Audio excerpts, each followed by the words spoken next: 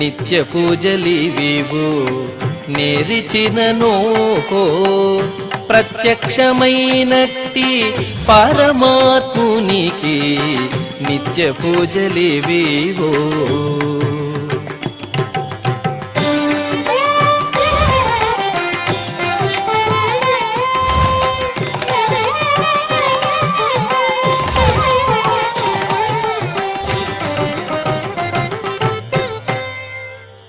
ఓం నమో వెంకటేశాయ.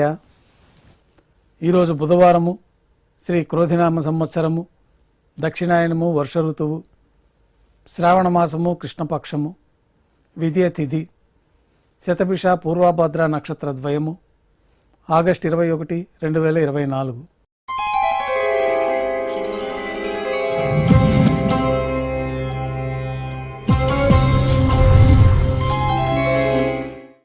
మాధ్యాహ్నిక ఆరాధనలో భాగంగా బంగారు పంచపాత్రలో శుద్ధ తోయాన్ని నింపుకొని స్వామివారికి ఉపచారాలు సమర్పించి తులసీ దళములతో అష్టోత్తర శతనామాలతో అర్చన నిర్వహించి మాధ్యాహ్నిక నైవేద్యంలో భాగంగా అన్నప్రసాదాలు, పన్యారాలు, ఘంటానాదం మధ్య నైవేద్యంగా సమర్పించి భక్తులని సర్వదర్శనానికి అనుమతిస్తారు. ఉభయ దేవేలతో శ్రీ మలయప్ప స్వామివారిని బంగారు తిరిచిపోయిన వేంచేపు చేసుకుని మేళతాళాలతో ఊరేగింపుగా విమాన ప్రదక్షిణంగా సంపంగి ప్రాకారంలో కల కళ్యాణ మండపానికి చేరుకుంటారు. కళ్యాణోత్సవం ప్రారంభమవుతుంది. పుణ్యాహవాచనము, అంకురార్పణ, రక్షాబంధనము, అగ్నిప్రతిష్ఠ, స్వామివారికి అమ్మవారికి కళ్యాణం సందర్భంగా నూతన పట్టు వస్త్రాల సమర్పణ, మహాసంకల్ప పఠనం, మాంగళ్యాలకు అభిషేకం, మాంగళ్యాలకు ఆరాధన పూర్తయిన తర్వాత స్వామివారి తరఫున అమ్మవార్లకి మాంగళ్యాల సమర్పణ. ఈ సందర్భంగా స్వామివారికి అమ్మవార్లకి కర్పూర నీరాజనం, విశేషమైన హోమాలతో పూర్ణాహుతి పూర్తయిన తర్వాత మాలా పరివర్తనం అనే కార్యక్రమాన్ని నిర్వహించి ఉభయ దేవేరులను శ్రీవారి చెంతకు చేర్చి ఈ సందర్భంగా అక్షతారోపణం అనే వైదిక కార్యక్రమాన్ని నిర్వహించి కర్పూర నీరాజనము, నైవేద్యము, తిరిగి కర్పూర నీరాజనంతో కళ్యాణోత్సవం పూర్తి అవుతుంది. కళ్యాణోత్సవం భక్తుల దర్శనం అనంతరం ఉభయ దేవేరులతో శ్రీ మలయప్ప స్వామివారు మేళతాళాలతో ఊరేగింపుగా ధ్వజస్తంభం వద్ద గల అద్దాల మండపానికి చేరుకుంటారు. వేదపారాయణ నడుమ ఊంజల సేవ నిర్వహించి కర్పూర నీరాజనంతో ఊంజల సేవ సంపూర్ణమయ్యి భక్తుల దర్శనం అనంతరం ఉభయ దేవేలతో శ్రీ మలయప్ప స్వామివారు మేళతాళాలతో ఊరేగింపుగా ఆలయం వెలుపల కల వైభవోత్సవ మండపానికి చేరుకుంటారు. ఆర్జిత బ్రహ్మోత్సవంలో భాగంగా బంగారు గరుడ వాహనం పైన శ్రీ మలయప్ప స్వామివారు వేంచేస్తారు.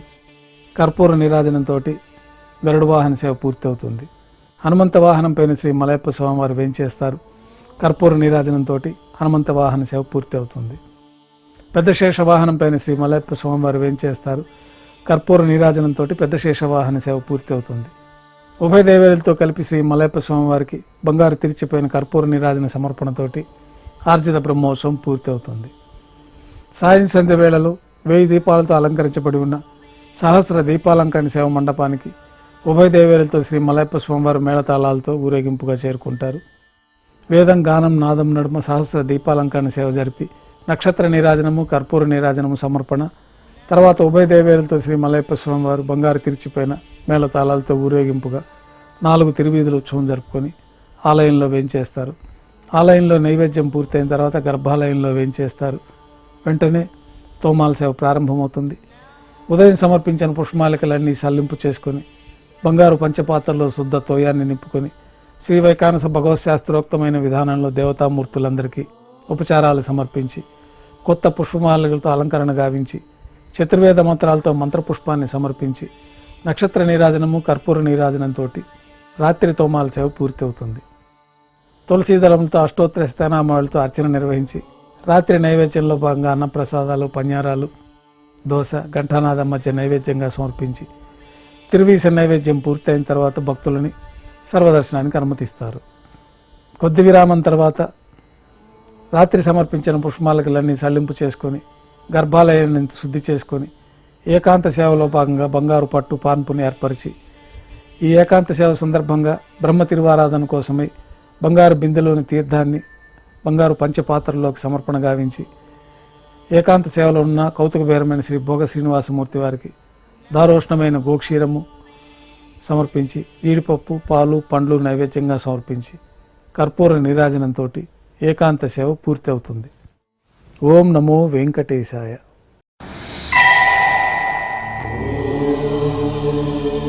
ఓం